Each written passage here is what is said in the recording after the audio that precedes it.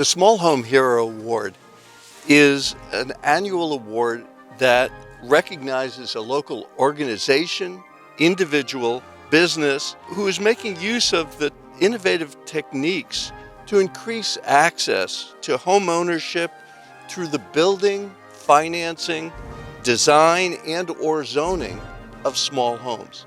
The award's an initiative of the Pioneer Valley Habitat's Big Enough project. The project aims to revolutionize how we think about home ownership in Franklin and Hampshire counties by advocating for and building simple, durable, and affordable small homes. This year, there are 2 award winners. One who has demonstrated a fierce commitment to changing policies and regulations around small, affordable housing, and one who's worked on the design and policy issues to create well-designed, energy-efficient small housing. We're very pleased to offer this award to both Evan Ross of Amherst and Dory Brooks of Jones Whitsett Architects. Thanks, Mark. I'm going to introduce Evan, who's a tireless advocate for small lot zoning reforms. He served as an Amherst Town Councilor from 2018 to 2022, where he continually pushed for housing affordability. His First Steps housing plan put a focus on small lot zoning and promoted multifamily housing, both of which are absolutely essential for housing affordability. He also ushered in an important amendment which allowed for larger accessory dwelling units and made ADUs accessible by right through most of the city. Congratulations to Evan, and we look forward to many more years of continual creative energy in this area. Our other award winner is Dory Brooks. Dory has created submissions for both of Northampton's small homes competitions. One was the Just Big Enough competition, and the other was Small Lots, Big Ideas. She's also promoted these competitions at the Western Mass AIA and has designed small condos and small energy-efficient home for a Habitat-sponsored owner.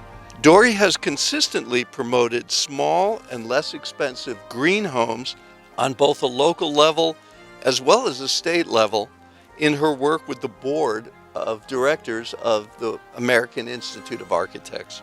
Her more recent work for the city of Northampton on the feasibility of studio apartments for the lowest end of the market is just one more example of her commitment. We're very pleased to present this award to both Dory and Evan in absentia in support of their work for the advancement of small, affordable housing that's green, sustainable, and financially attainable for so many who cannot currently reach the goal of home ownership.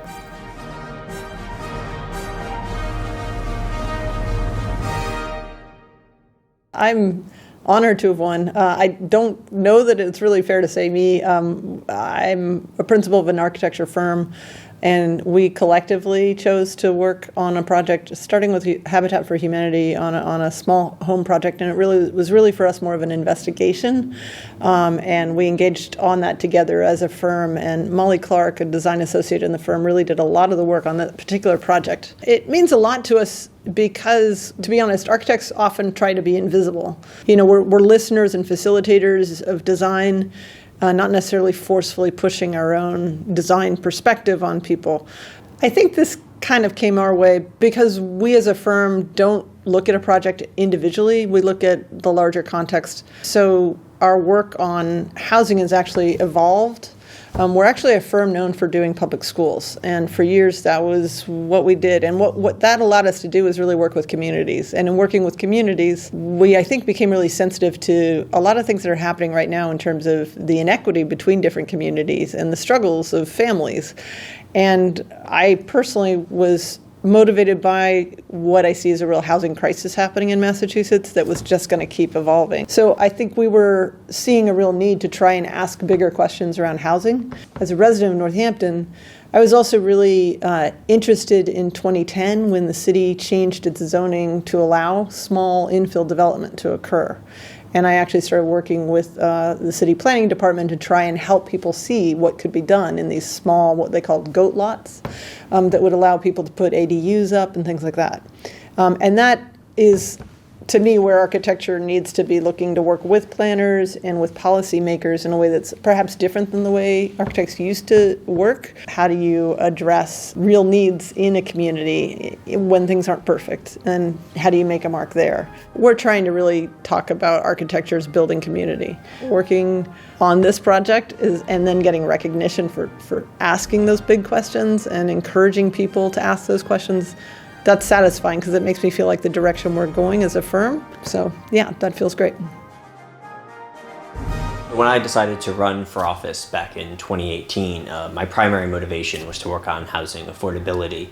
I lived in this town for a while as a renter, and I knew how hard it was to find affordable and adequate and available rentals. And as me and my peer group sort of transitioned into looking at home ownership, it became pretty clear that for many of us, home ownership in Amherst was out of reach. The houses were too expensive, and the housing stock that we were interested in, more modest homes, small lots that we didn't have to maintain, just wasn't available, and it certainly wasn't being built. What was being built catered towards larger homes in the luxury market.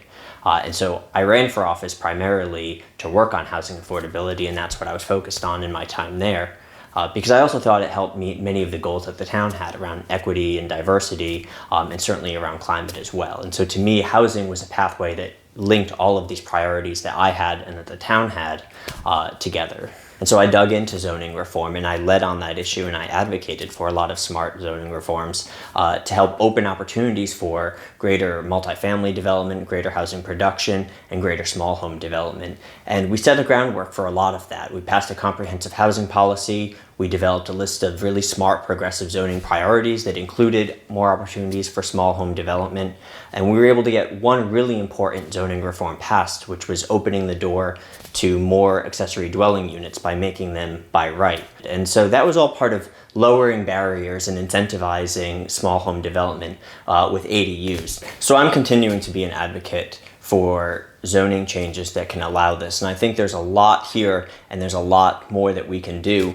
I'm focused primarily on looking at how we can change the zoning in our village center and downtown neighborhood to create opportunities in denser, walkable, transit-oriented neighborhoods. Because right now, the land requirements, the frontage requirements in our village center and downtown neighborhoods are too onerous to allow the type of small home development that will serve people like me, young professionals, seniors who are looking for that kind of environment. It's really an honor to win this award. Zoning is not something that people want to talk about. It's not something that is of interest to most people. It's technical, it's difficult, and so to have people recognize the work that I've put in, to have people acknowledge that work and celebrate it is actually really important and meaningful. Congratulations to this year's award winners. We look forward to seeing more of both of you in the years ahead, doing more work on this important subject.